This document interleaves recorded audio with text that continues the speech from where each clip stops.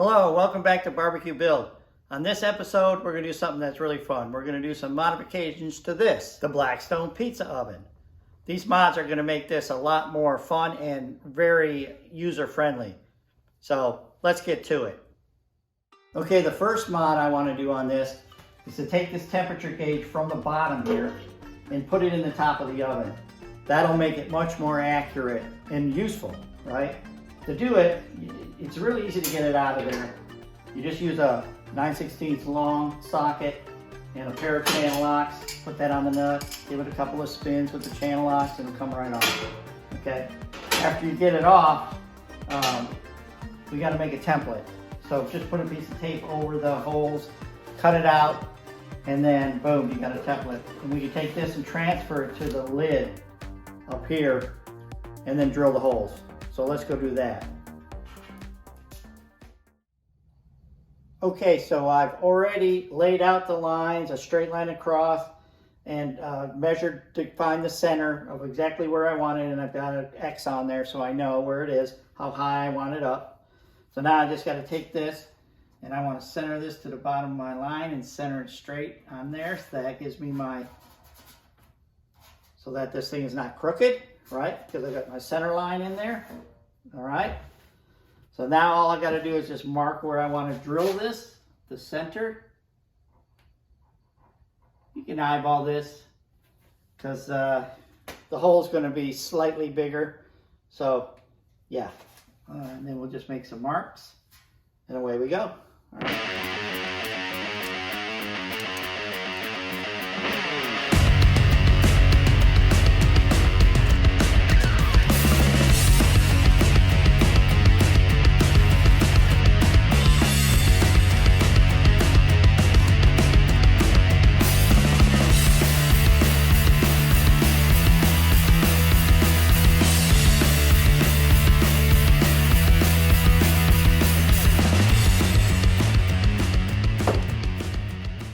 Holes drilled, we got to go from the back side and make that bigger hole. We'll do that with the hole saw. Okay, I've got it flipped over, towel to protect it, and we're just going to drill the back out with the hole saw. It's just big enough for the 9/16 to get in there and tighten it up.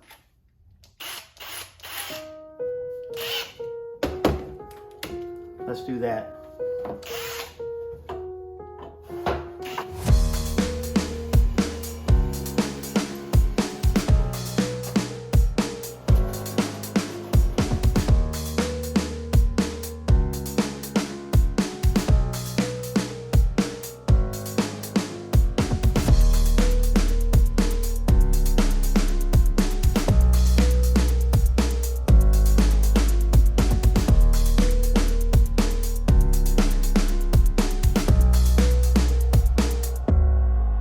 Now we just need a magnet to get that out of there. I got it right where I could see it.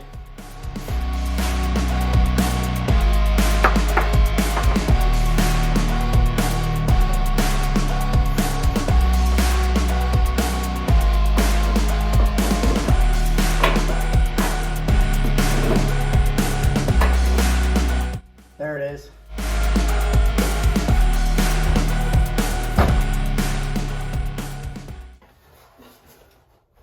Okay, I like to give it a little bit of a file just to clean the edges up, and so it's not so sharp. All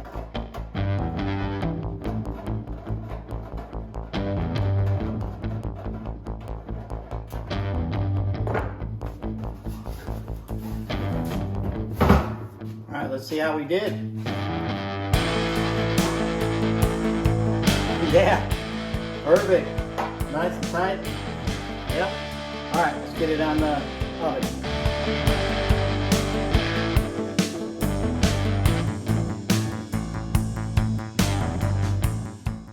Alrighty, the next mod is to fill that hole up. I've got a little black button here, it's a steel button.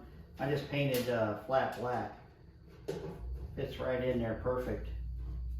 Boom. So the next mod we want to do is to take this front panel and make it a door so that you can get the can in and out from the front. And then also just open the door and turn it on every time you want to use it. Just make it super convenient. So that's the next job we're going to do. Okay, I got a head start on the door panel. I've got the handle mounted and I'm about to put the last hinge on.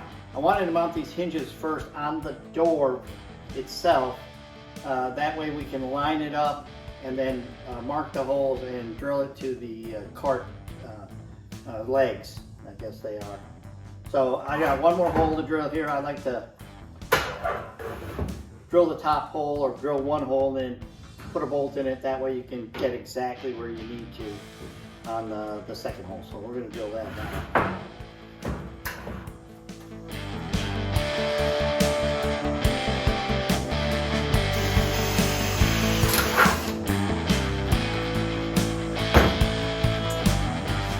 Good.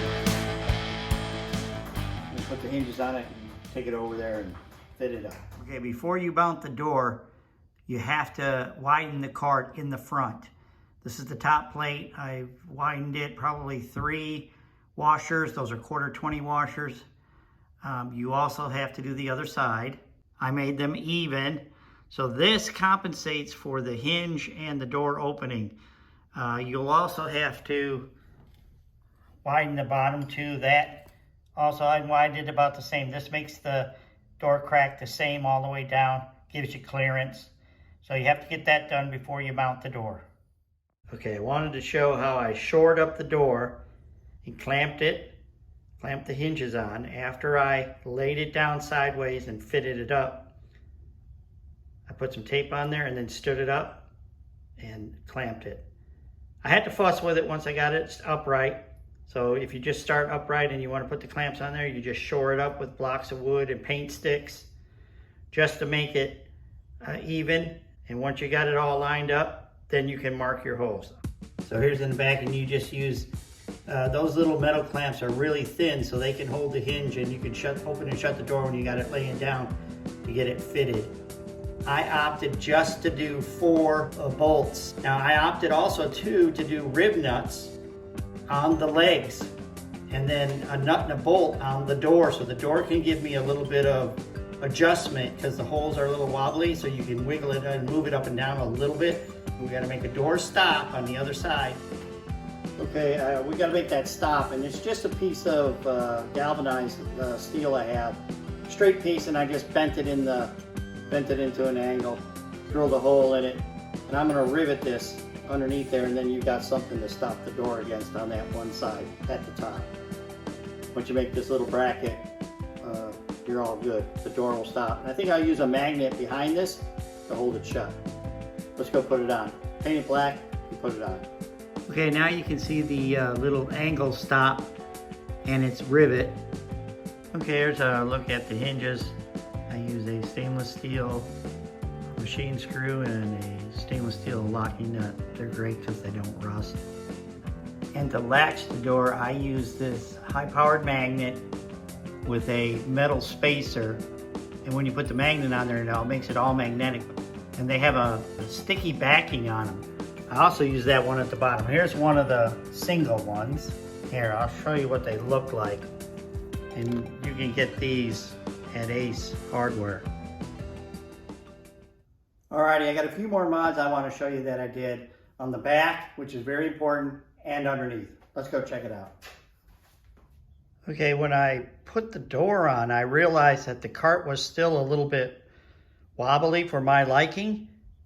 It's fairly sturdy, but not good enough for me. So I put a steel bracing diagonally across the back. That really firmed up the cart because now we've got the door is opening and it's not a structural member anymore. And that compensates for it. When you buy it from Blackstone.com, they give you the AC adapter for the rotation motor, and I opted to use that, and I neatly put a clamp in here to hold the wire, ran it to the back, and double adhesive taped that transformer to the bottom of the oven. It doesn't get hot enough to come loose or anything, and I used 3M molding adhesive double stick tape that you use on cars, and that thing's there to stay. And then I'll take a 15-foot extension cord, plug that on there, And you have plenty of room to roll this baby around and plug it in. Now I'd like to take this cast iron plate and season it with this Blackstone season. It works really well for griddles. It should do this really nice. 2 reasons, you know, cheese, sauce, that stuff gets spilled. Gonna make it a little easier to get it off of it. But also too, in case it's outside or just sitting for a long time, the cast iron's not gonna rust.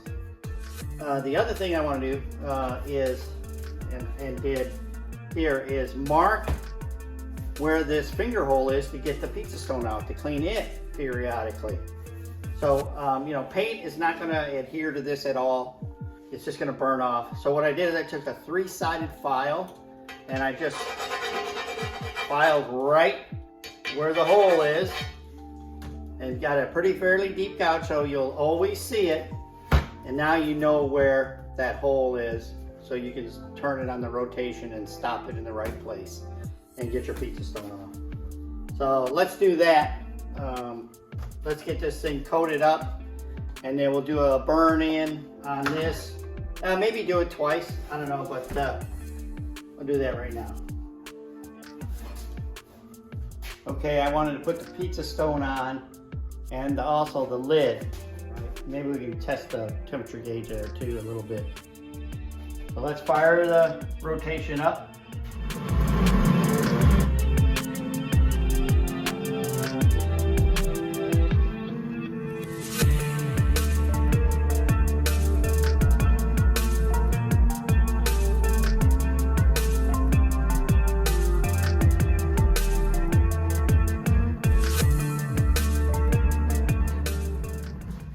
Okay, now that we've got the first phase of all the modifications done on this thing, it's time to put it to use and make some pizza. But first, let's go and see everything that I've done to this so far.